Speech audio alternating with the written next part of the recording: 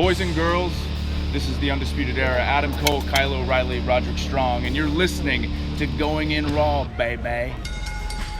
Hey guys, this is Charlotte, and you're watching Going In Raw. Going In Raw.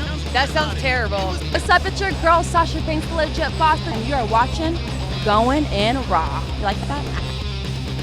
Hey, friendo, Steve here. And Larson. And welcome back to Going In Raw, the only pro wrestling podcast you need to be listening to right here, youtube.com/Steve and Larson. And available wherever podcasts can be found. Be sure to hit that subscribe button and the notify bell next to it. While you're at it, why don't you head over to friendomarket.com. Oh, man, we got a new thing. It's the Friendo Club, Larson. Oh, look at that. I'll try to model this shirt with this microphone in my way. No, that's great. You're doing a great job. So right now at friendomarket.com, we've got Friendo Club shirt sticker pack. It's a new thing we're doing. This isn't just a t-shirt, man. This is a way of life. It's a movement. This means I love me some pro wrestling, but I'm not a jerk about it. That's what the Friendo community is all about, dude. You got that right. Just so right being now, cool. Got a shirt sticker pack. Got a couple cool stickers with it.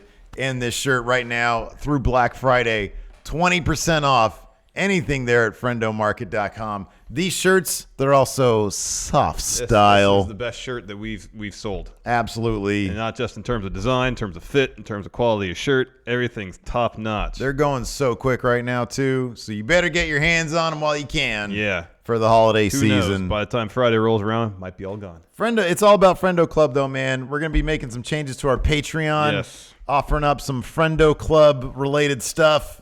What does it all mean? Find out in the coming weeks and months. Yeah, I'll be rolling everything out between now and the end of the year. Yeah, dude. It's good stuff. Also good stuff. Survivor Series 2019. Hell of a weekend, man. First, that amazing takeover. Our review is up right now. But also... This was easily the best main roster pay-per-view of the year. This is runaway, man. We were trying to think of like a better like overall pay-per-view for the year, and a couple of AEW pay-per-views are pretty solid. Yeah, Double or Nothing was really good. Really good pay-per-view. Full Gear was really good too. Full Gear was decent. That was good. But this, I mean, right now I can say in terms of at least main roster, I think because I'm such a big fan of NXT, and oh boy, A fan, aren't you a shill? I'm a shill, a mark, whatever you want to call it. I am that, a stan, whatever you want to call it. I am that for NXT. And they really treated NXT like big stars. Yeah, they did. In the end, the point count for all the head-to-head matches, the brand warfare, NXT came away with 4 wins. Yep, SmackDown 2, Raw, a single win. 1. Man, Shayna Baszler in her WWE pay-per-view debut. Main event of the show and won. Main event of the show and won. Took care of Becky Lynch and then tapped out Bayley. And yeah, they let Becky get in one last little bit there at the end where she dropped the F-bomb twice. Yeah, man. But man, when all is said and done, Shayna Baszler. She got the win. She got the job done. People look like Keith Lee, huge star. Rhea Ripley again, MVP of this whole thing. MVP of the weekend, Rhea Ripley. It's hard to... It's got to be a tie. Her and Adam Cole, man. Adam Cole beat the hell. Well, yeah. Put on maybe the best match of the night against Pete Dunne. But in terms of how people look, Adam Cole throughout this entire invasion, big star. But just over this weekend, Rhea Ripley. No one's elevated their stock as much as Rhea Ripley. Yeah. Yes, I agree with that. Yeah. But her and Adam Cole, you got to say, are the MVPs of this NXT for sure. invasion. Yeah, absolutely. And then the Keith Lee's up there too. I know. If you look at You look at Adam Cole. They already have the NXT Championship on him. It's obvious that how they feel about him.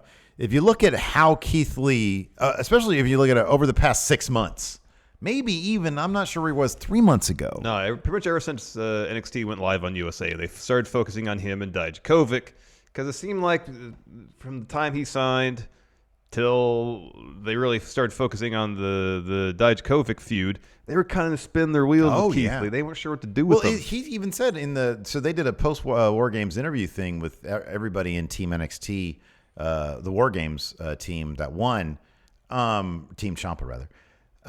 It was 2 years ago. 2 years ago that he was in the crowd. 2 years ago. And really, they've only focused on him for the past 6 months, maybe even the past 3 months. But certainly this weekend, or all the invasion stuff, the spotlight sort of shifted from Ciampa to Keith Lee in a major way. I mean, they still focus a lot on Ciampa, but Keith Lee has been kind of the spotlight guy. So that was really good. Yeah, it's just a really amazing showing for NXT. Like they had Keith Lee pin Seth Rollins. That is huge.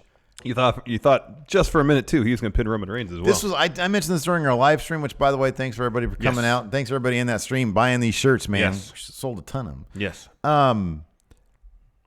This was the first time in I don't know how long that I watched a match with Roman Reigns, or a segment, whatever you want to call it, where I thought he legitimately might have gotten the pin, or he might have eaten the pin from Keith Lee. Yep.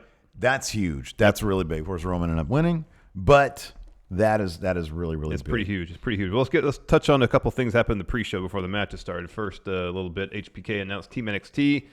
He sat down with the pre-show panel. He said it was Damian Priest, Walter. Yeah. Which was great. Which we kind of were hoping, but we didn't know that would be the case. And then we got to the match, and it's kind of a letdown. Anyways, Matt Riddle, Keith Lee, and Tommaso Ciampa. So very excited about all that. Then also there was a brief Adam Cole interview. We talked about not being 100%. But he said, unfortunately for Peter Dunne, I'm still Adam Cole, baby. War Games, that was another thing that I really appreciated. The after effects of War Games were very much sold by commentary, by the wrestlers. Io Shirai and Candice LeRae, that played in heavily with the women's they had checked match. out for a bit. So all of that, Adam Cole had the FPOS. He had the rib tape on, DDP rib tape. Yeah. At the end of that, he says he's going to treat Pete Dunne like he's a Raw or SmackDown superstar. Prove why NXT best brand. First match on kickoff show was the Cross Brand Tag Team Battle Royal. So participants were Forgotten Sons, Lucha House Party. You had Ryder and Hawkins, Bob Roode and Dolph Ziggler, Imperium, Heavy Machinery, Revival, Breezango, Street Profits, the OC. I think that was everybody. I'll just go through the eliminations here real quick, because it really got interesting down towards the end. Forgotten Sons first eliminated, Lucha House Party shortly thereafter, and then Marcel Bartel eliminated Zack Ryder. Therefore, Ryder and Hawkins were out. And then this is a great bit where Rude knocks Eichner off the apron, thus eliminating Imperium. And then Otis goes for a Caterpillar. Everybody eliminates him while he's in the middle of doing it. That was awesome. Yeah, I like when Otis gets eliminated. The Revival eliminate Tyler Breeze. On the second try, Breezango's out. And the Street Profits eliminate the Revival with 2 drop kicks to both of them. OC sets up for a Magic Killer on Rude. Dolph breaks that up, and then Dolph shortly thereafter eliminates Gallows with a super kick off the apron. Dolph kicks Rude out of the ring by mistake.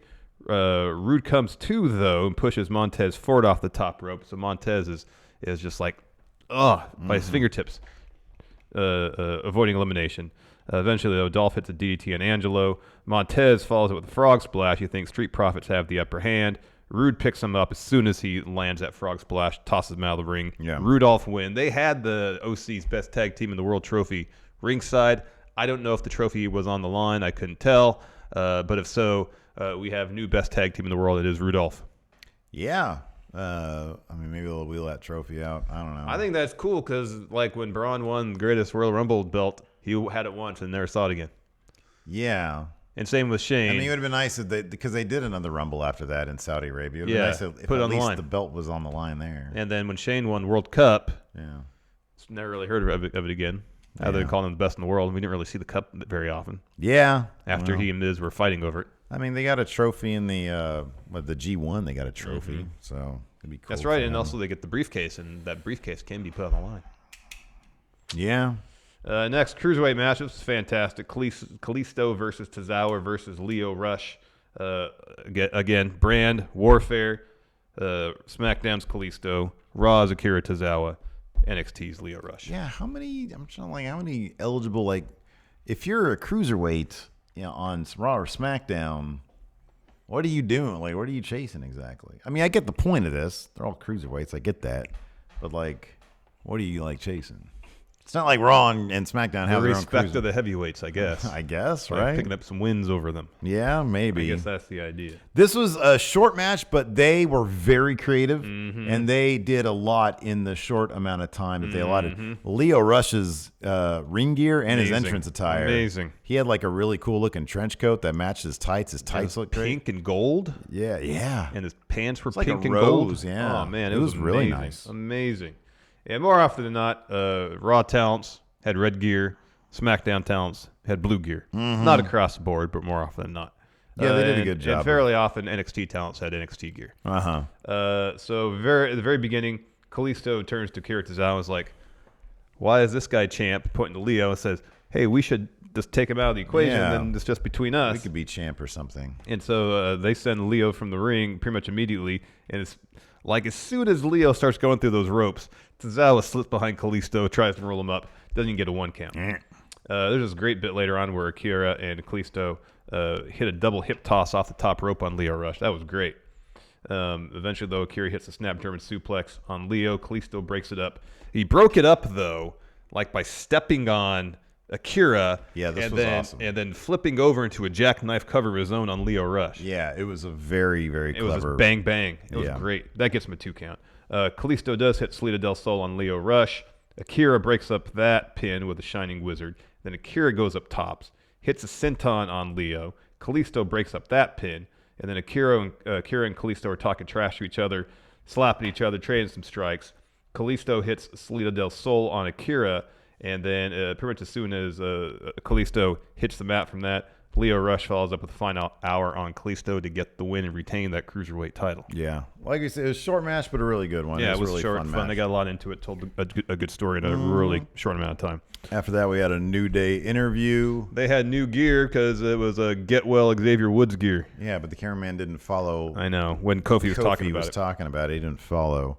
But it was a fun interview. After that, we had, of course, the tag match, New Day versus Undisputed Era versus War Raiders. This was as good as I think that it would have been on a main roster pay-per-view. I thought this was... It was fun. I'm not going to say it's necessarily a takeover level match, but it was a decent match. It was a fun match. Yeah. Immediately when Undisputed Era... they had established, I think, with the Battle Royal. Yeah. The pre-show countdown. The pre-show countdown. And granted, we left the pre-show. We went into the main show. 1-1-1. Everything was tied up. But nonetheless, they had it on this. They had it on the scorecard. After what happened last year, it's important that they established that because last year New Day won on the pre-show and they didn't count it. This was hilarious. though. When the Undisputed Era started, they were going half speed. They were sluggish.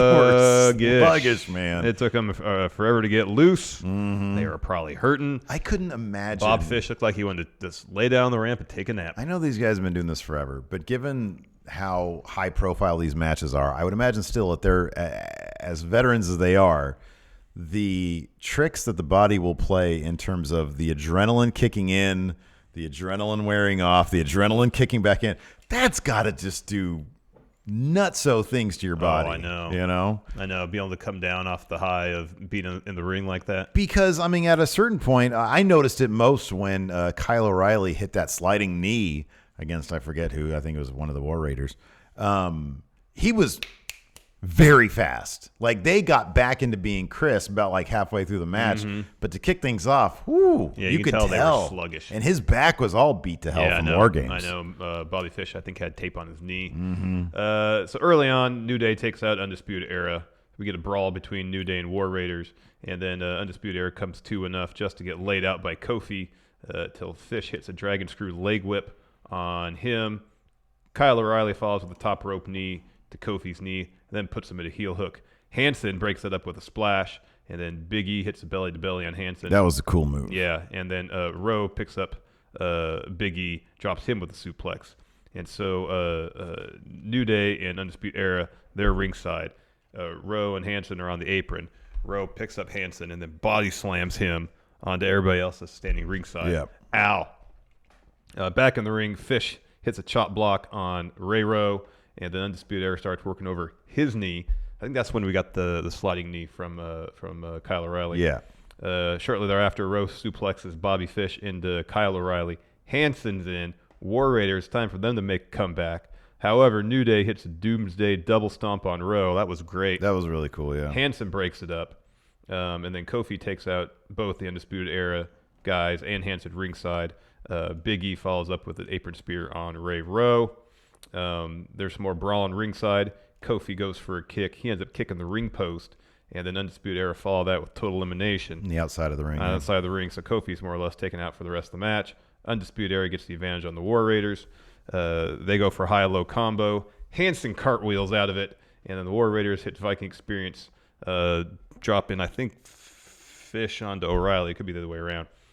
For the win, proving they're a best tag team of the 3 brands, coming out of things smelling like roses. Like roses. Yeah, I figure when I didn't realize when doing my predictions. So congratulations, by the way.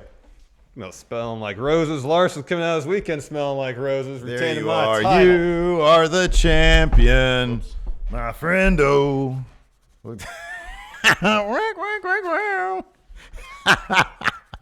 Well done. I just didn't think that NXT, I was going for balance. I didn't think NXT was going to dominate these matches. Yeah, I didn't think so either. But they did. However, and I'm going to start whipping up a graphic for this every Monday, the mock draft we did a month ago. I did cut down on your lead. No. It's pretty much 722 to 712. Not 712? Sorry, 612. Sorry. Woo! 612. I still have About a 100-point lead. 110 point lead, 109 point lead. But it was like 120 something. Oh, man. So I cut it down a bit. Chipping away. Still got 5 months till Mania. I got time to make up that ground. We got to start doing some benchmarks, though, man. I don't know what, but like all this, we're doing all this just for a Frito burrito. No, this is for the Mountain Mikes. Ooh. You owe me the Frito burrito because Ric Flair didn't take a bump at Crown Jewel. All right, well, I'll get on that. You better get on that. Do you actually want a Frito burrito? I mean, if you buy it from me, I'll eat it. Oh, nice. Okay, well, I'll do that tomorrow. It's $1. Oh, no, we can't do it tomorrow. We're doing Popeyes. Yeah. So here's the deal. We sold 50 shirts before the kickoff ended, and we had promised to do a Popeyes chicken sandwich review, which we started filming months ago. Couldn't get them. Yeah, they ran out. And so we're going to finish that. We're going to get those tomorrow, finish that up, get that up on Thanksgiving. And then we got to think of something really special to do. We told everybody during the stream, if we get to 100 shirts sold before the end of the pay-per-view, we would do another video of some sort. If y'all have any suggestions, hit us up on Twitter at Real Going In Raw for something you want to see. I know some people have been like, hey, we want an office tour, we want this, we want that. If there's a video that we can do that's sort of outside the normal thing that we do, That's a celebration. let us know. Yeah. Well, yeah, we'll do it. Yeah. So, yeah, we'll come out of that. Like you said, Larson, smelling like roses.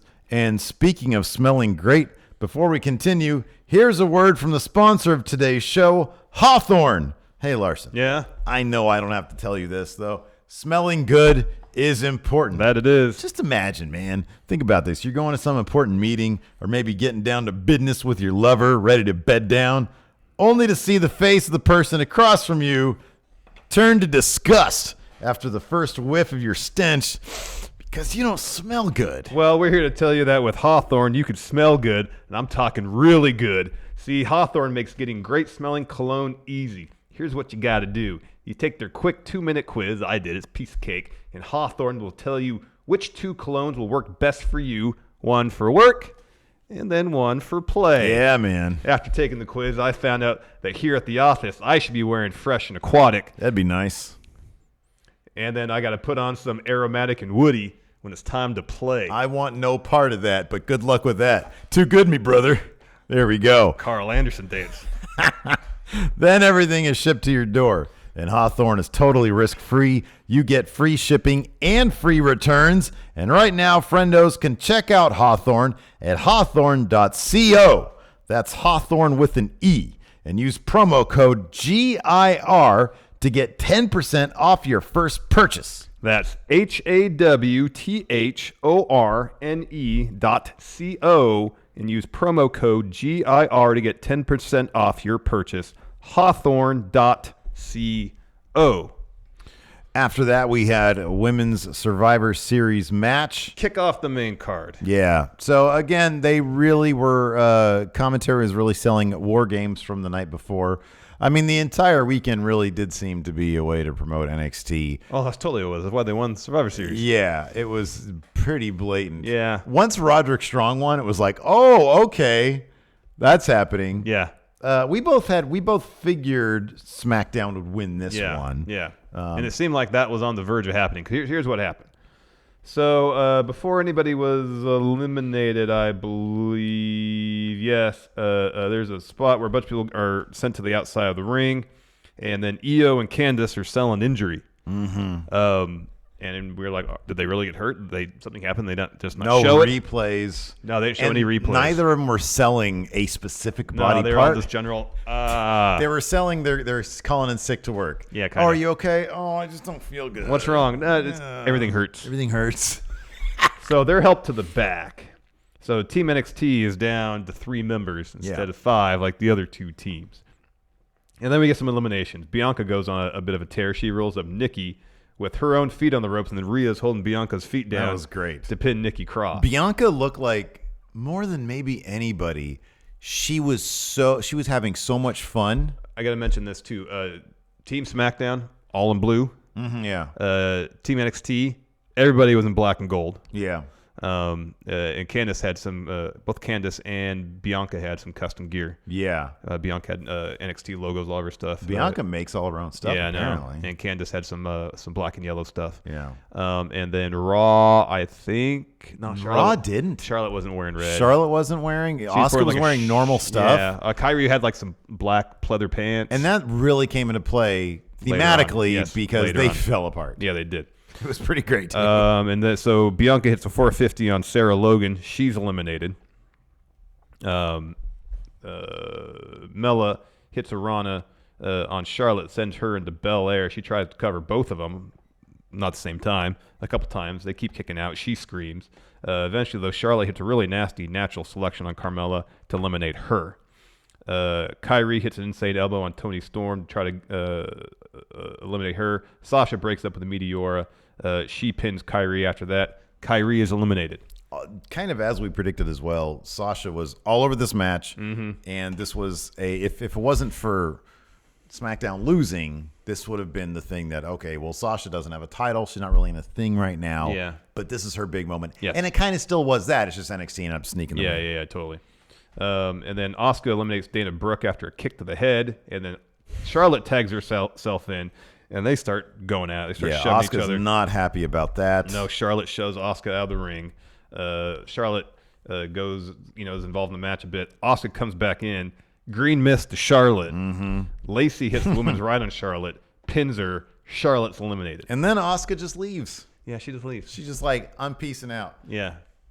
That was awesome. It was good. Natty's in. She's the last member of Team Raw at this point, I believe. She rolls up Lacey Evans pretty quickly. Lacey's eliminated. So Sasha is down to Natty and Sasha, and then you think Rhea and Toni Storm. So Sasha is in. What's this 3 here? So Belair hadn't been eliminated yet. Bianca, yeah. Yeah. So Toni Storm is put into the sharpshooter by Natty, and then Sasha gets in there, puts in the bank statement too. Toni Storm has to tap. Yeah. And then Sasha and Natalya hit Heart Attack, the old Heart Foundation move on Bianca. Sasha pins Bianca after that. And then Sasha is like, hey, Natalya, let's work together to take out Rhea Ripley. As soon as Natalya takes a step forward, bang, forearm. Yeah. Sasha pins her. She's eliminated. So you think Sasha and Rhea are final 2, which is great because we've seen twice little glimpses of what they can do. Or I guess it's once of what they can do. Yeah. The two of them, and it's great. Yeah. And this was really good. At one point, Rhea locks in the reverse cloverleaf for a moment. Sasha gets out of it, reverses to a bank statement, and then Candice and Io come running out from the back. Yeah. Right as Sasha's putting Rhea back in the bank statement, and so Candice and Io pull Rhea out of the ring. Rhea goes for Riptide. Sasha escapes, but she ends up beating a boot. The ref is distracted. Io hits a springboard drop kick on Sasha. Rhea hits Riptide for the win. Man. I was totally fine because I crazy 3 days for Rhea Ripley. I had predicted SmackDown. I had predicted AJ Styles winning. I did not care. I did not care about losing that title. I love that title. It's a great title. Today I didn't care because holy crap, NXT was just going over left and right. And the crowd, God bless that Chicago crowd. Firmly behind him. They were eating it up the entire night. They were exhausted. You could tell they were exhausted by the last match. I mean, by the last match, I was exhausted too. Yeah, me as well. And I wasn't even there. Yeah. Next, this is a cool segment. Kevin Owens is backstage. He's got his Raw armband in his hand. He's looking at it. Seth Rollins wearing some knockoff Bulls jersey. Looks like he got at a swap meet. Dork. Comes up to him and is like, hey, I want to know where your loyalty lies. I saw you in NXT last night. Are you Team Raw or what's going on? And KO was like, last night at War Games, it wasn't about NXT. It was about me getting back in Undisputed Era. He shut Seth down pretty easily. Man. Yeah. And he goes, here's the thing, though. NXT doesn't need me, but Raw needs me. Yeah. Raw desperately needs me. And he's looking at the face of Raw, by the way. And he's saying, so I'm Team Raw tonight. He says, but by the way, why are you questioning my loyalty when you have problems of your own being loyal? Remember? He puts out the fist. Yeah. And he just goes, yeah. And Kevin Owens walks out. And Seth standing there looking like an idiot. Next, mid-card title match, Shinsuke Nakamura taking on Roderick Strong, taking on AJ Styles. And damn it, they need to fire that Kevin Dunne because he transitioned. So Nakamura came out first wearing a cape. Looked at like $1 million. Yeah, the new IC title looks great on him. Yeah. Roderick Strong comes out, didn't get his boom. But here's the thing. He won the match, and afterwards he stay on the ramp. What does he do? He got the best boom. Yeah, he got the best boom.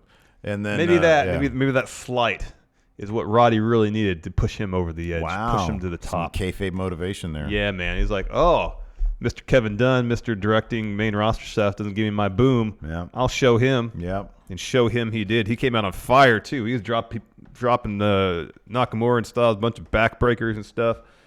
This match had a lot of really good back and forth. Yeah. It didn't seem like anybody for an extended period could get the upper hand. This was what we kind of figured it would be. It's like in terms of in a vacuum, what was the best pure wrestling match? It was this by a mile. I mean, there were the other matches, gimmicky, fun, good stuff. Was there one that you thought Adam was Cole and Pete Dunne?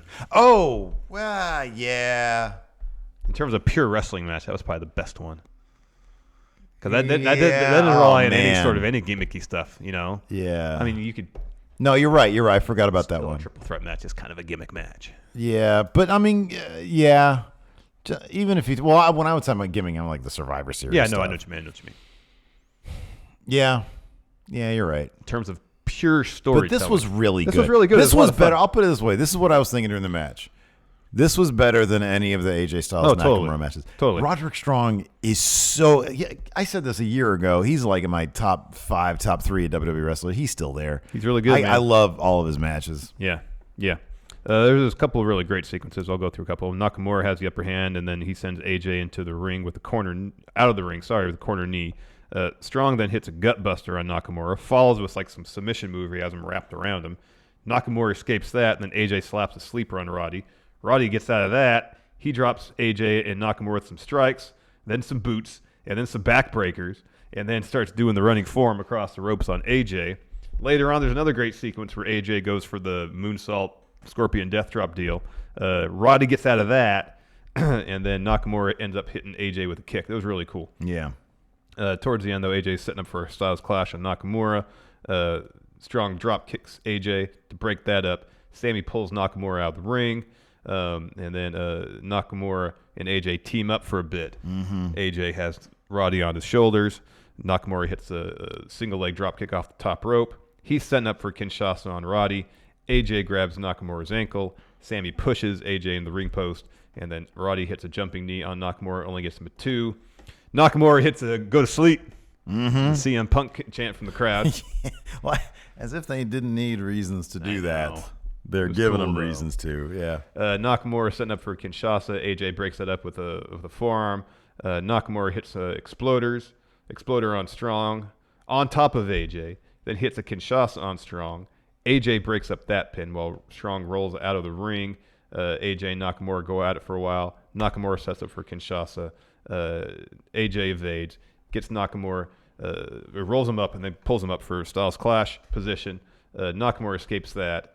AJ hits phenomenal form. Roddy grabs AJ, tosses him out of the ring, pins Nakamura for the win. Oh, man. Great. I was blowing Smart up, man. victory. Yeah. I was, man. It was reminiscent of Roderick Strong versus Keith Lee versus Dijakovic. Same kind of finish, how he sneaks in there for the win, and it's just absolutely terrific. Really good stuff. And, yeah, he got his boom at the end. It was awesome.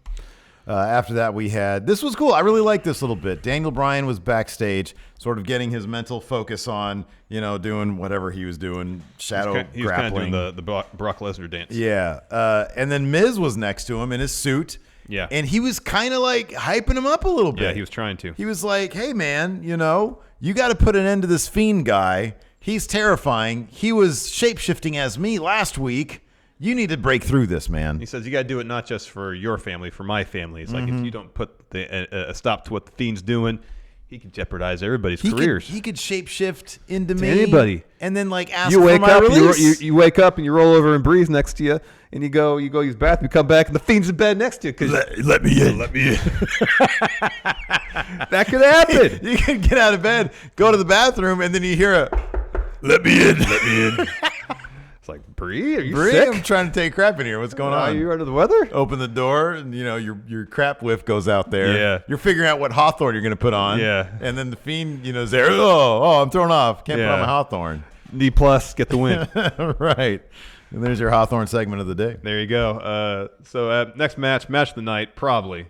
Oh, a lot of them are really good. Peter Dunne versus Adam Cole for the NXT title. In terms of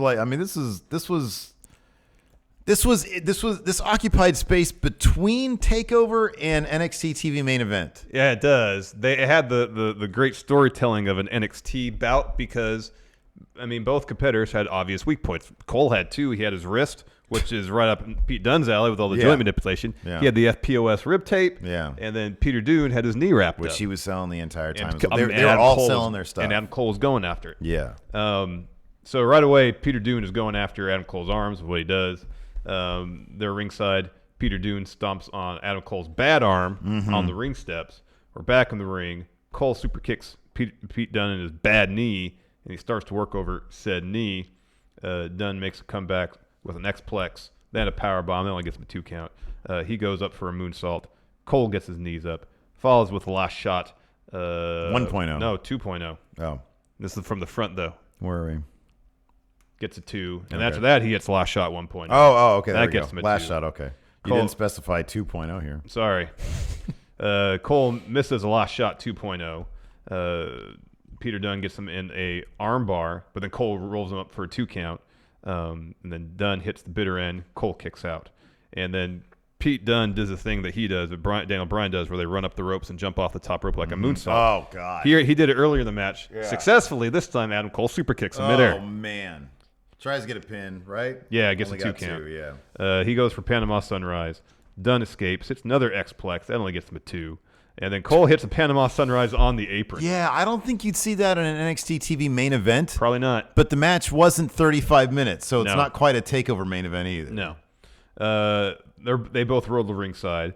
They both beat the 10 count. Cole first, and right as Pete Dunne gets in the ring, Adam Cole super kicks him, goes for the pin, another 2 count. So that super kick knocked Pete Dunne's mouth guard out. Yeah. And so Adam Cole, they're both staring at it. Adam Cole goes and steps on Pete Dunne's mouth guard, and then Peter Dunne grabs Cole's fingers, snap, and then he goes for a bitter end. Adam Cole reverses it into a destroyer. That was amazing. That was great. Oh, that was great. And then he hits last shot. 2.0 for the win. And he gets the win. Yeah, it was a 14-minute match. But it was like, it was like a 14-minute TakeOver main event. But like those things usually go At least twice that long. They just distilled it to its essence. Yeah. There was no fat in it. Just kept going and going. They were working their body parts, but also hitting their moves. Adam Cole. Jeez. Wrestler of the year, easily. Absolutely. And not taking anything away from Pete Dunne. That match that he had yesterday at TakeOver was great too. Yeah. But it was a hell of a bout from both of them. Oh, for sure, yeah. After that, King Corbin's backstage trying to address Team SmackDown. Of course, like Roman and Mustafa Ali and Chad Gable are like, shut up. Yeah. You're not inspiring. You're not going to motivate anybody. Same with Braun Strowman. Everybody except King Corbin was like, shut up. Yeah. Next, for the Universal title, Daniel Bryan versus Bray Wyatt. This was probably... The problem is this was just predictable. Mm-hmm. This was the only match on the card that was predictable. Like, okay, so Adam Cole versus Pete Dunne. Did we know the outcome? Of course. Did we understand how great of a match it was going to be? We didn't know what story they were going to tell, and the moves they pulled off, it was amazing. Well, here's the thing, too, is, you're like 99% sure Adam Cole's going to win, but given what happened the night before to him, there's always the chance. And given his opponent's Pete Dunne, who is the longest-running NXT UK champion, one of the most dominant champions in recent memory in WWE, there's always a chance they pull something just to shock the crowd. And you know it's going to be a great match. This right here, you start to wonder, okay, are these Fiend matches going to be kind of just Cookie cutter template? Fiend is. I don't even want to run through this because it was like. Well, I mean, it's like you can do it basically. It was in red lights. Yeah, you can do it. It's pretty much three beats. Daniel Bryan starts fast. Fiend overwhelms him. Fiend has control for a vast majority. Daniel Bryan gets the upper hand, hits a bunch of yes kicks, some Danielson stomps, hits a knee plus. Bray kicks out of that. He has the horror movie part where Bray emerges behind him, and then eventually puts the mandible claw on him. Bryan escapes it the first time, doesn't the second time. That's it. Yeah. Daniel Bryan gets pinned. They got to do something different with the Fiend. And given that he is essentially a horror movie villain, I'm not sure what that is. Well, I mean, they're treating the wrestling version of Bray Wyatt now as a one-dimensional. Yeah. Whereas the Firefly Funhouse Bray is multi-dimensional, and they have to find a way to bridge that gap because right now, I imagine how they're going to tell stories of the Fiend is, as you mentioned, horror movie villain. You throw everything at him, he still gets up, and you can't overcome him. Yeah, that's going to get boring. It already has. Yeah, and he's had 4 matches. Yeah, so they got to find a way to bring the multi-dimensional aspect of Firefly Funhouse Bray into the Fiend, into his actual in-ring work. And then when they started this gimmick, I was like, I don't know how they're going to keep Bray interesting when they're doing this Fiend stuff, because the Fiend stuff from the get-go seemed, okay, this is obviously a horror movie thing. It is still, I mean, they're batting 500. I mean, the first match with Balor, I thought was fascinating. Mm-hmm. We got to see, this guy's breaking necks and stuff. Mm-hmm. The second match with Seth, it got dumped all over for the end. I'll still maintain, I really like the end. Yeah, I thought it was kind of cool. And then the next Seth match, that's when it was like, you're just doing the same thing, but you're making up for the end. Yeah. Because he had him win. And then this match, it was like, so you're just going to do this again. So I hope that with whatever comes next, they do find a way to make it creative to, like you say, bridge that gap. Yeah. Make the Fiend's in-ring work a bit more multi-dimensional. And I'm not even sure. I don't even have any suggestions. But I know Bray Wyatt's a very creative person. Mm-hmm. There's a lot of creative wrestlers out there. I'm interested to see if they can make it creative, because this wasn't that. This was on a card stacked full of very clever twists and turns, not just story-wise, but in-ring story-wise. Yes, this one was pretty much by the book. This was by the book, yeah. Yeah, and it was a bit of a letdown because of that. Like, maybe have the match start with the red lights, and then maybe Daniel Bryan talk to somebody in the production truck, and then the house lights come on, and Bray's like, oh, man, you're playing mind games to my mind games. I don't know how to deal with this. Yeah, right, yeah. I don't know. I don't know either. Next, we had a Rey Mysterio promo. He kind of reiterated things he'd said in the past. Old Rey wouldn't have been concerned with revenge or payback to so much, but now this Rey, I got to fight for the honor of myself, of my family. I have my pipe. I'm going to take it to Brock Lesnar's legs. My son Walter is here, and he's going to cheer me on. Mm-hmm. Hey. And I'm going to be WWE champion. But before that, we got the Men's Survivor Series match. Oh, boy, this was fun. This was a ton of fun. Save for the quick Walter elimination, it was a really fun match. Hey, you know what, man? A lot of people are complaining about that. And yes, would I have liked to have seen Walter last and not be the first elimination? Of course.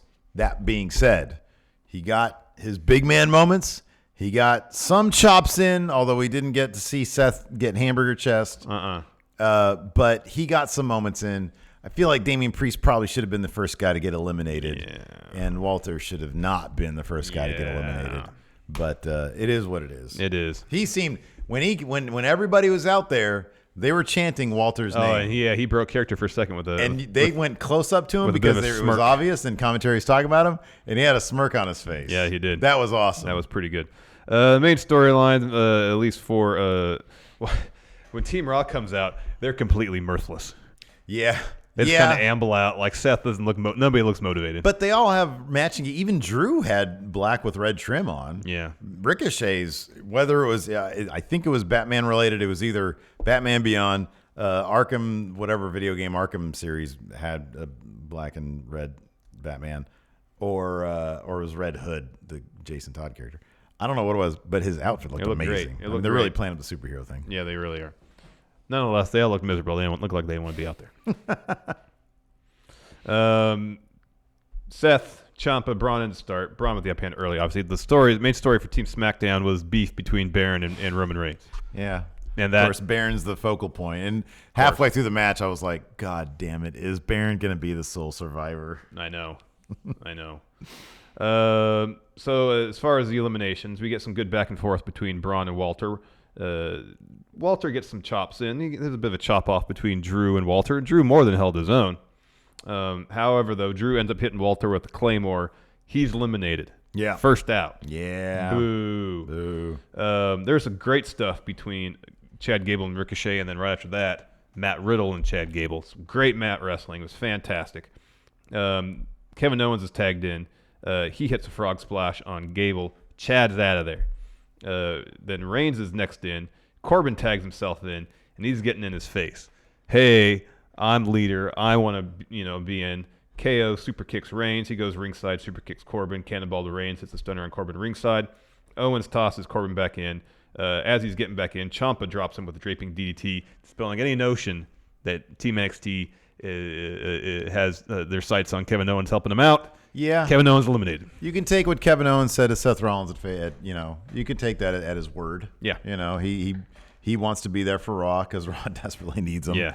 I like that. Yeah. Orton's in next. Stare down between him and Ciampa. That was a great moment. You've seen great. in the thumbnail because Ciampa, it was great. It was a great wide shot of Ciampa and Matt Riddle both, I think doing the waving goodbye thing with smiles on their face. Yeah. And then Randy Orton slithers in. Yeah, totally. And then Ciampa, instead of turning around and eating the RKO, he very wisely started very slowly turning towards Randy Orton be very careful, be very careful. Yeah. Instead, hold on, where am I? Orton does go for RKO. Ciampa does evade it, goes for a draping DDT. Orton escapes, and he starts tossing Ciampa around ringside. Priest tags himself in, and that's when Orton hits an RKO on Ciampa. Priest goes for his finisher, the Reckoning, on Orton. He escapes. He RKOs Priest, pins him. Damien is out. Riddle is in. He immediately rolls up Randy. Randy has been eliminated, and then Randy on his way out the door RKOs Matt Riddle. Corbin covers him. Riddle's eliminated. Keith Lee is in, and Baron's like, want none of you, tagging in Braun. That bit with Randy and Matt Riddle was good because Riddle rolled up Randy Orton, and he acted like he just won the WWE Championship. I know. So that left him open. Totally. So Braun, this was weird. Braun gets knocked around outside because Keith Lee hits a fun splash on him, and Drew hits a Claymore. And then Braun gets counted out. This is the only time that the ref decided to start counting when somebody was outside. It's a triple threat ring. match. I don't think there's countouts in a triple threat match. Yeah, there shouldn't be.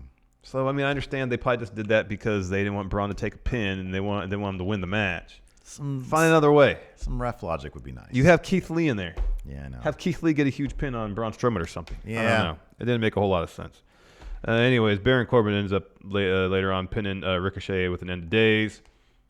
Seth is in, and then Ali, in commentary really sold us Ali wants in the match. He hasn't been in yet. He tags himself in. He goes on a rampage. He clears house. Corbin's getting in his face. And then Ali slaps his face out of his hand. He's done with it. Gets back in the ring. Seth hits a stomp on him. Ali eliminated. Baron starts laughing at him. He says, "That's what you get." It's he's on your team, you idiot. I know. Because Ali, he tagged himself in, and he took out everybody. Yeah. He was taking out everybody. It was great. In his hometown, no less. Yeah. So Roman and Corbin are beefing ringside. Meanwhile, Seth lays out Keith Lee with a suicide dive. We're back in the ring. Drew is setting up for a Claymore. Roman spears him instead. Drew is eliminated. So Seth is now last member of Team Raw. Ciampa hits a draping DDT on Reigns. Goes for fairy tale ending. Roman escapes that. Hits Superman punch. Everybody's down. And then Corbin gets in there, drags Roman to the SmackDown corner, tags himself in, gets in there. Roman's like, no, spears him. Mm-hmm. And that Ciampa covers him. Baron is eliminated. Yep. That was great. That was a great moment because, he spears him, and then Ciampa is looking at the dead body of Baron Corbin, and he looks at Roman, and Roman doesn't really do anything beyond sort of gives him the body language that I'm not going to mess with you. Yeah. And so Ciampa's like, okay. Yeah. Gets the pin. It was good. Great. It was good stuff. So Reigns and Seth start double teaming Ciampa. Lee gets in there, tries to make the save. He's overpowered by 2/3 of S.H.I.E.L.D. Seth tosses Ciampa out of the ring. He and Reigns go one-on-one. No, They're throwing back to the Shield. They're going for a powerbomb through the announce table on Ciampa. They got Ciampa up. Lee comes in with a pounce to break it up. Yeah. And then Lee sets up to drop Reigns through the announce table with a spirit bomb. Reigns escapes, sends Lee in the ring post. Back in the ring, Ciampa hits Project Ciampa on Seth. Rollins kicks out. Seth escapes the fairy tale ending. Ciampa escapes the stomp. Seth jumps off the second rope. He eats a knee from Ciampa. He sets up for a fairy tale ending. Instead, Roman comes in, Superman punch, stomp from Seth. Seth pins Ciampa. Seth, Roman, Keith Lee are the final three. The bit with Ciampa and Seth I really loved because it's like, man, could you imagine if, and we talk crap about Seth Rollins because he's a dork, but he is one of the best wrestlers WWE has, and that's saying a lot. Mm-hmm. And that's the kind of thing, that little sequence between him and Ciampa is like, man, I really wish they would find a way to get Seth in NXT. I know. For just a little bit, just for a couple takeovers maybe, or even one takeover, because there's a lot that he could do. Mm-hmm. And I think if you want the crowd to come back around to Seth Rollins, it's going to happen in the ring. That's what he does best is put on spectacular matches in the ring. Yep. And if he's in there with an Adam Cole, with a Ciampa, they'll be all about it. Mm-hmm. They will be all about it. Mm-hmm. So later on, Seth sets up for a stomp on Keith Lee. Keith Lee catches him, hits the jackhammer, pins Seth Rollins. Yes. Keith Lee and Roman Reigns are your final two. Crowd's going ape for Keith Lee, too. It's fantastic. Yeah. So Reigns at one point hits 2 Superman punches on Keith Lee. He thinks he's got it won. Keith Lee kicks out. Great sell by Roman on the surprise there. Yeah. He goes for a spear. Keith Lee hits a spirit bomb with a deep cover, too. Yeah. Roman kicks out. Then Lee goes to the second rope, tries for a moonsault. Reigns moves, hits him with a spear to get the win. Team SmackDown wins. Yeah. And afterwards, Keith Lee does a little bow to Roman, and then Roman offers a fist. Keith Lee gives it a fist bump. I mean, just a huge star-making turn for Keith Lee. Man. And we knew it was coming, but to actually see it go down, to see that WWE have so much faith in Keith Lee, they're going to let him pin Seth Rollins. That is huge. That is huge. Yeah, man. And to have Roman selling the way he did for Keith Lee, when he got Keith Lee down with I forget what, and Keith Lee kicked out just at like 2.9 seconds. Oh, that was the double Superman punch. The double Superman punch. Yeah, man. Roman sold it like it was the impossible, like it was Brock. It's like no one could do that. Like, yeah. It was just amazing. It was really great. It was really good. And we got a Becky promo, which kind of killed everything. It seemed fairly superfluous. Yeah, she just talked. She talked like too long, and it just didn't. It was like, why? Yeah, it didn't really seem necessary.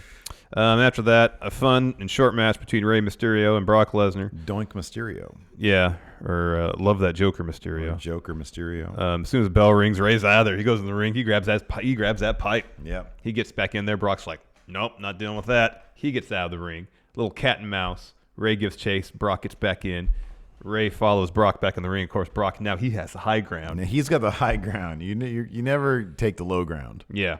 So he drops Rey with some clotheslines, kicks the pipe out of Rey's hands, sends Rey from the ring, tosses him over the announce table, then a belly-to-belly under the hood of the announce table. Goes for an F5. Rey escapes. Pushes Brock in the ring post. Rey tries to get the pipe. Brock steps on it.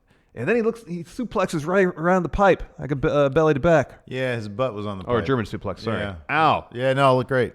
It looked great. It probably hurt. Yeah, it looked out. Rey's reaching for the pipe. Brock kicks the pipe towards Rey as if like taunting him, hey, pick it up. Another suplex. He grabs the pipe. Dominic runs in. He's got the towel. He's ready to throw that. It was a giant white towel. Yeah, it was huge. It was a bath towel. Yeah. Not a dish towel. Brock grabs the towel, tosses it from the ring, grabs Dominic by the throat. But that allows Rey the opportunity to come from behind. Low blow. Dom follows. Low blow of his own. Rey takes the pipe from Brock, hits it with it. Dominic has a chair. He hits Brock with it.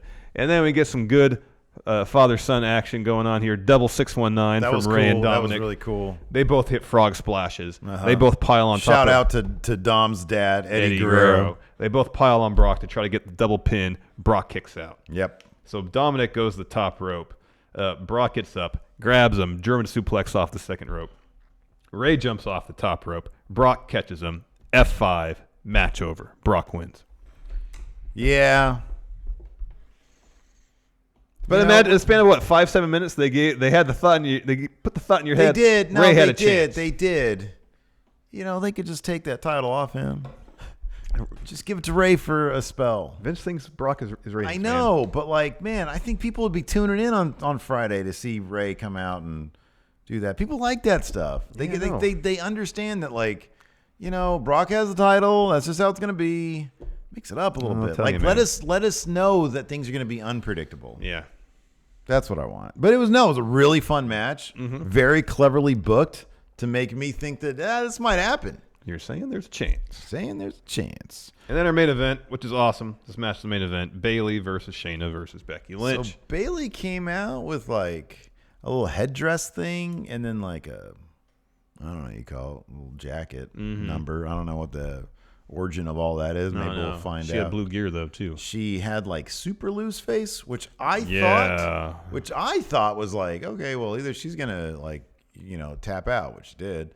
Or maybe it's so loose face that it's actually her just trying to cover for super win face. No, it was super loose face, man. But it was in fact. It was super loose face to such an extent. I wonder if earlier in the week they said, "Yeah, Bayley, you're going over until hour before match time." Yeah, we're changing plans. Shayna's going over. Yeah. So it's not just loose face. This is complete disappointment loose face. This is I got to talk to my therapist tonight. I know. Loose face. It's I'm gonna. Never mind. So main story for Bayley, first half of this match is she was just totally freaked out about Shayna. Yeah, very scary. Anytime there's a one-on-one situation, her and Shayna, she was like, "Oh hell," and she ended up getting her arm stomped. Yep. The women busted their asses in this match. It was really physical. It was it wasn't a pretty match. It was a very clunky match. It was very physical. It wasn't helped by the crowd, who was exhausted at that point.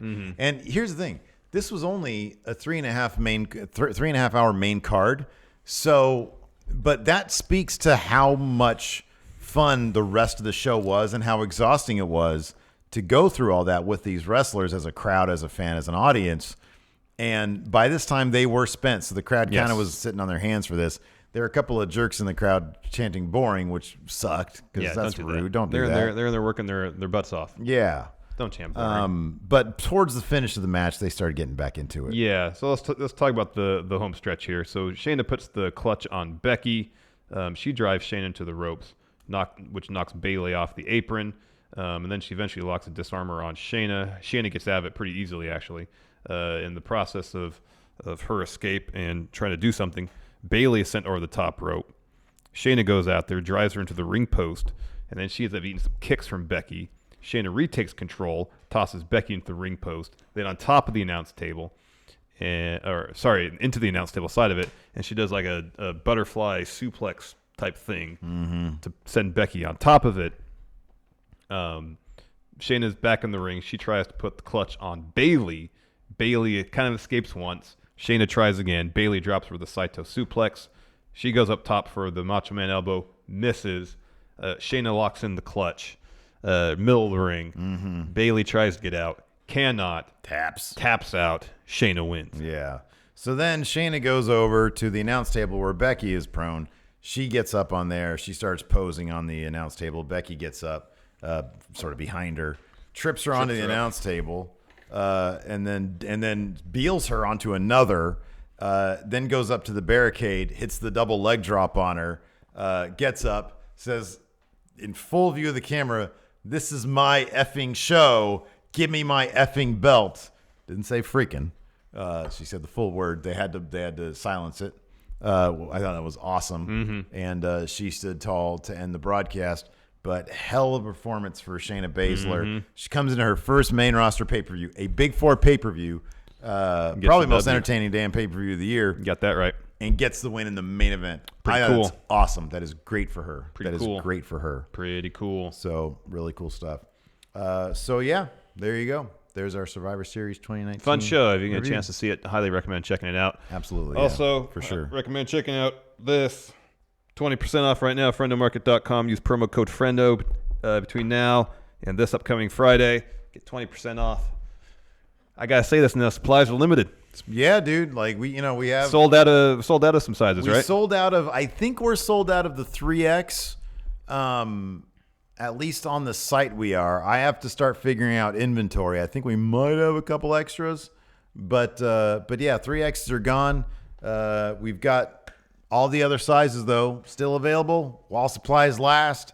We won't have any eventually this is a shirt we're going to keep in stock. Mm-hmm. We're going to reorder this stuff, but this is the supply for the holidays. So if you want this for Christmas, you get it now. You kind of have to get it this week. Probably got to get it this week. I don't think it's going to last the week. We're not going to, we won't be reordering until the new year if we do, or when we do. So get on the Friendo Club thing now, man, because this is going to be like collector's item, like first run, first print. Yeah. I'll do maybe when we reorder, I'll make a little alteration to it. Yeah. To, say, hey, this is the second print. Yeah. That's a good idea. Yeah. There you go. That's good. So thanks everybody for tuning in. We definitely appreciate it. Till next time, we'll talk to you later. Goodbye.